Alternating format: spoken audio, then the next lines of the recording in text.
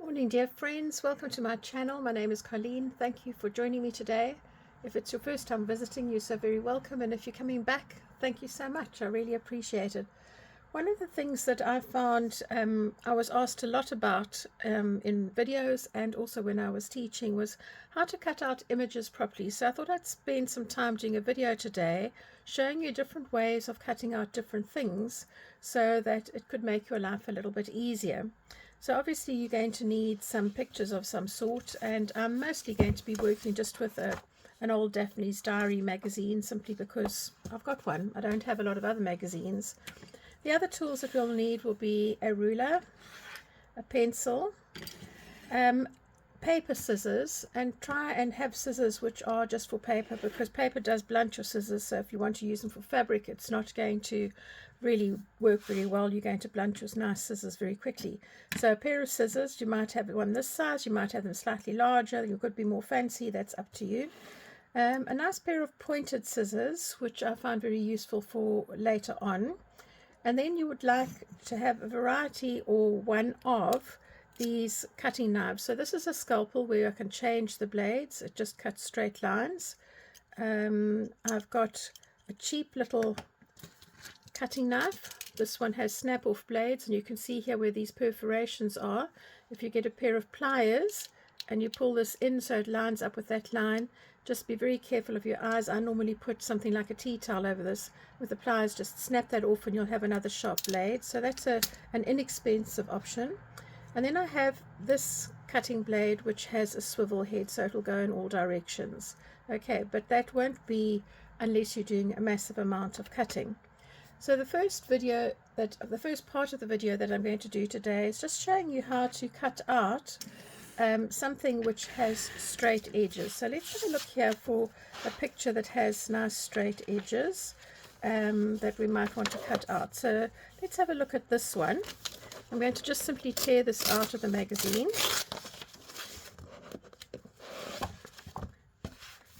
Right, so you've got a couple of options here. You could use just your pair of scissors for cutting out an image, and if I was to do that, I would go along quite nicely, but it is not always easy to keep the line as straight as one would like it.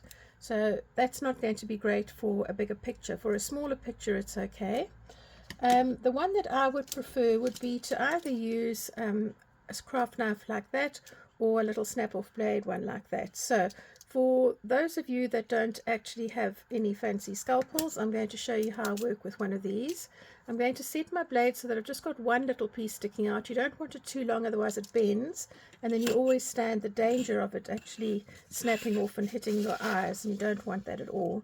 I'm working on a cutting mat, and I'm going to line my metal ruler up with the edge of this picture.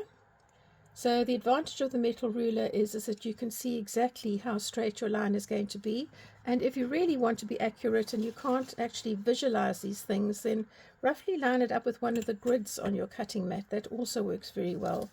So you can try and line your picture up here and then line it up with the grid, and this will work especially nicely if you're doing parallel cuts. So if I was doing a top and a bottom and I wanted to make sure that the edges were lined up, I would simply now just take that cut edge, line it up against one of my lines on my craft mat, and take the next line here and cut through that. You'll see when I'm using my blade that it's actually at a 45-degree angle. Okay, so that's very easy with a craft knife.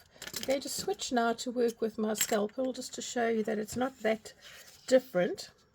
So I'm going to line the cutting line that I want up against my grid. If you don't have a grid and you don't have a craft mat, you can work on the back of an old magazine and use your metal ruler. It will still work. So line it up as accurately as you can, and again work with 45-degree angles.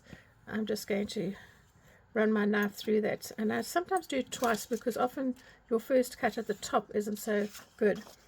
Because I'm right-handed, I do tend to flip my pictures over just so that I actually have it on the side of my body, which is easiest to work. And you can see that this picture doesn't line up exactly with my grid lines, so I'm just going to make sure that the space here and here is equal, and then I'm going to cut through that. Right, there we go. So now I have a picture that's a large one that's cut out really nicely with all the nice edges neat and parallel and tidy. So the next challenge that you might have when you're cutting out a picture is what happens if you'd like to use this image that's in the middle of a page, but there are things on the page that you would like to keep. Maybe you want to keep this kind of floral border, you might like some of the text here, or you might like some images that are on the page itself. So let's tackle this one together and to just tear it out.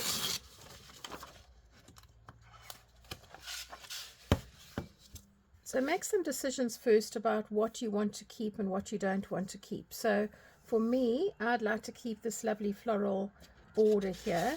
There could also be a challenge if you had something on the reverse of your page that you wanted to keep. But I'm just going to take a pair of my paper scissors and I'm just loosely going to cut in and around this so that I can either fussy cut it or use it as a border. So I've got that which is separate. I do want to keep quite a lot of that text, because if I was doing junk journaling and I wanted some text to be able to do a collage kind of effect, that would be rather nice. So I'm going to just use my scissors here and loosely cut out this little tree, and it certainly makes it a lot easier for cutting when you're doing this. And there I've actually got my nice image, so that is now separate from all my other images, just using a pair of scissors. The next part that we'll work on to is being able to fussy cut something that doesn't have too many intricate little details around this. So because I normally ink my edges when I'm working, I'm going to lose the shadow that's been put on here, but you could always cut around the outside of that shadow if you want to keep it. So I'm just going to try and, as accurately as possible, cut close to the edge of my image. And what you will notice is that my scissors are staying still in my hand. My blades are pointing in the same direction, but actually I'm using my left hand just to guide the paper in the direction that I want it to go. So I'm going to just gently cut around here. And again, I'm swiveling my paper and I'm not actually moving my scissors that much. And all you're doing as you're cutting is just gently squeezing your scissors closed. That's the only action that you'll need. This is quite a textured exterior with the moss, so I'm just loosely giving it some definition, as in little bits poking out and others that aren't. I'm not fussed about going into every tiny little section of moss and making sure that it stands out. As an overall image, it's going to work. So you'll see that my scissors are still facing the same direction and I'm swiveling my paper. What this does is that it stops those little snags of paper that you have forming.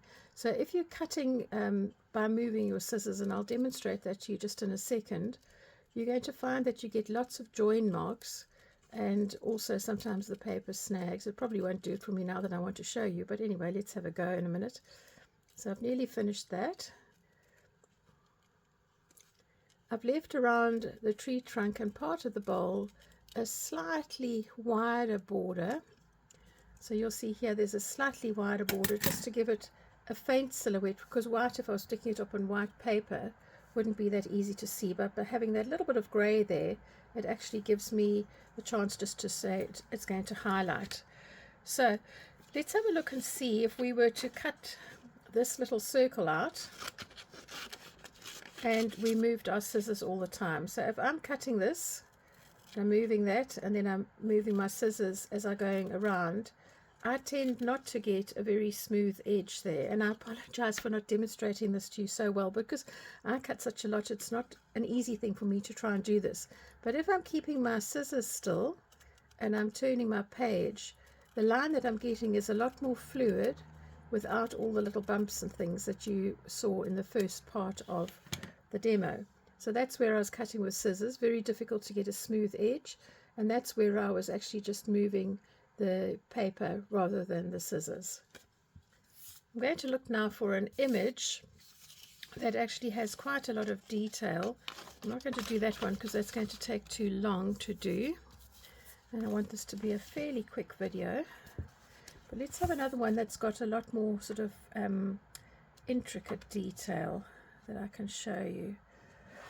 I think I'm going to do this graphic. No, because I like the flowers on the other side. So you see, you've often got decisions to make, which can be a bit challenging sometimes. Let's find something else. I'm looking for something that's actually got a lot of sort of like ins and outs, so I can show you what to do there.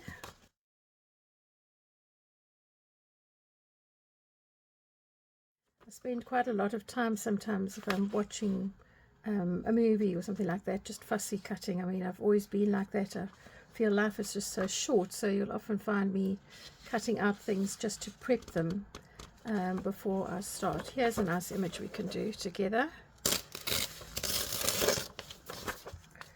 Right, so I've got here this lovely rose and the watering can, and I'm just going to cut off a little bit of this off the page here, just to be able to demonstrate what I mean by getting in close when you're wanting to do fussy cutting. So you've got two ways of doing fussy cutting. You can either cut exactly on the line of the design. So if I was using this watering can, I could cut exactly around that outside of the brown line so that there's nothing showing. In which case, if you are doing this for collage or for junk journals, you probably wouldn't need to ink anything there because you've got quite a nice distinctive line showing through. But you could also cut with a little bit of a border around the edge, which gives you the opportunity to ink your designs once you've actually finished. So here I've got a tiny little bit of rosebud sticking out. I'm going to lose that, and you'll find that sometimes you do lose things like feelers on butterflies. It's easier to put them in afterwards. And I'm now going to switch to smaller scissors. So often I watch people on YouTube cutting out things, and they've got these monstrous pairs of scissors, and I think, I just don't know how you do it. So I'm going to cut now up to the handle of my watering can, and I'm going to just gently remove all of this paper from this side, which means that my space that I'm working in is actually more open.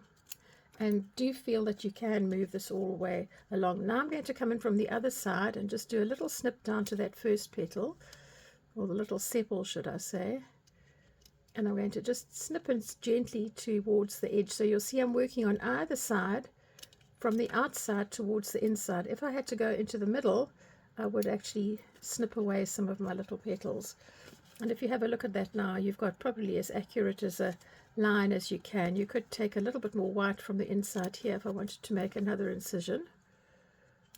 Right, so now we're going to continue around the outside here, and remember, lose quite a lot of the white or the background paper so that you've got room to move your design as you're working. And I'm going to just gently take my little scissors and follow the contours of my design like that. Now I'm going to come from the tip of the little leaf down towards the inside, so I've got a nice neat edge. I can go back in there if I wanted to, just to create a line that's just on the border of the petal, oh sorry, the leaf. Now I'm going to come into this one here, gently moving my paper again all the way around, and I'm going to just gently move this into the center, and then lifting that piece of cut paper up, just make a small incision there. You could use a craft knife if you're comfortable with that, but not everybody is. Now there is a very tiny little piece of paper here. You could cut that out with a craft knife if you wanted to, but you don't have to. So now I'm going to show you the second part of this, is that if you were to kiss cut something, that would mean that you are leaving a slightly white border around, and this is brilliant if you're wanting to ink something. And when you're inking things, it does tend to tie your design together with what you are doing. So again, I'm going to lose some of this background, make it a little bit easier to get in. I'm going to come in from the opposite side, moving my paper gently, lift the flap of paper up so I can see where I'm placing my scissors, and just gently snip through there. And you'll notice here that I've got a little white edge all the way around my leaf, and that will give me the chance to ink it either with like a vintage photo or a walnut stain, so that it links up with whatever other colors I have in my journals, especially if you're doing something maybe that's a little bit grungy, and this is quite a sort of a fresh image. That would just tie it all together. So I've got a tiny little corner here, and I'm just going to use my scissors, holding them in position, and swivel my paper around. And then, because it's going to be very awkward to cut this way, I'm going to snip in from this side. I'm going to come in and cut the top of the watering can here, and then I'm going to come in again and just snip that little bit of paper away there. Sometimes they get stuck in the corners. Now I'll come and do this little petal this side, and giving myself that nice kiss cut to the white edge. It is my preferred method of cutting, to have the little kiss cut. And if you are mounting your pictures on some dark card, then you'll find that that does pop up nicely.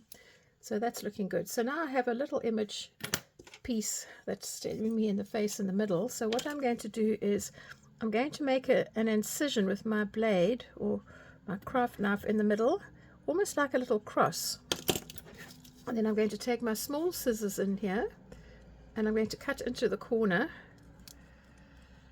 like that.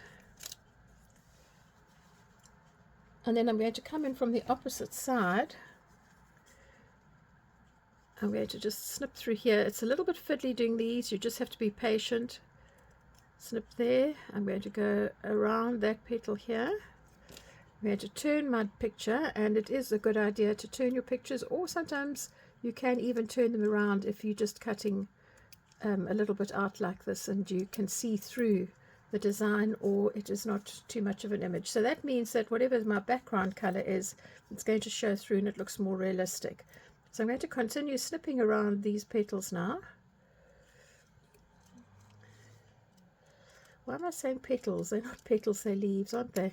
I think it's just because it's so hot today. We've had such extreme weathers here, and it's been quite a challenge. We had a bit of a heat wave in the UK about 2 weeks ago. Then we went back to being in winter, where we were all back in tights and jerseys and things, and I'd already packed mine away, so it was a little bit of a mission to get them all out again.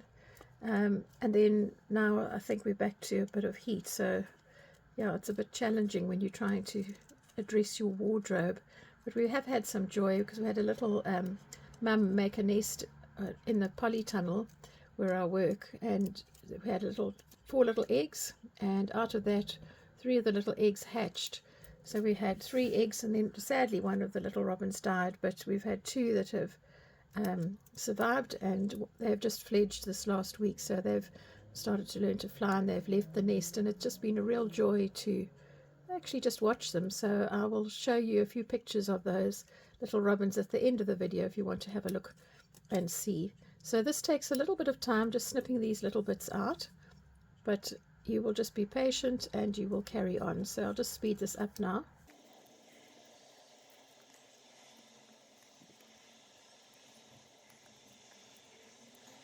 Where you have very, very tiny little pieces like that, I sometimes exaggerate them a little bit just so that they don't tear, and it's not going to make too much of difference to your design when you come to work with it.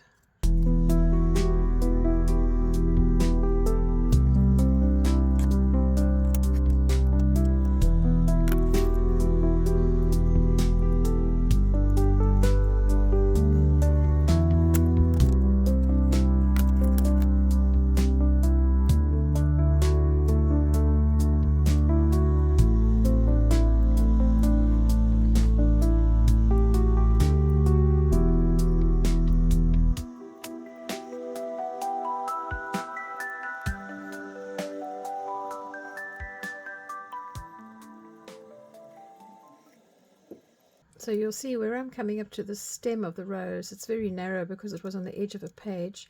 So I'm just going to exaggerate that so it doesn't fall off. When I come to use it, if I wanted to thin the edge off and take some of the white off, I could cut it a bit further, but for now I just wanted to stay intact.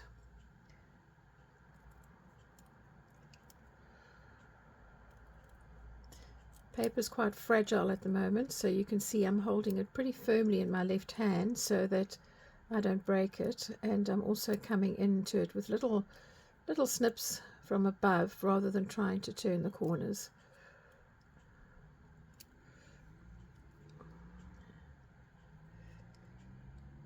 Tiny little bits like that. Might need a pair of tweezers just to get them out the corner. When you've got delicate bits like that, keep the point of your scissors away to prevent you from actually just chopping them all off, which is quite easy. You get all the way to the end and then suddenly, one snip and you've gone too far. Okay, so there's our lovely little fussy cut, using the kiss cut method mostly with a white edge. There we've rough cut that one out. That's showing you how you cut using your scissors so you don't get bumps on your edge, and that's using your craft knife. I hope these tips have been helpful for you, and if you have enjoyed this video, please have a look at my channel. There are lots of other videos there on all kinds of different things. A lot to do with paper crafts, but there are other things as well to do with fabric painting and dyeing and paper mache and stuff. And give me a thumbs up if you enjoyed the video. Consider subscribing to my channel, and you can hype the video if you've really enjoyed it. Thank you so much. Bye for now.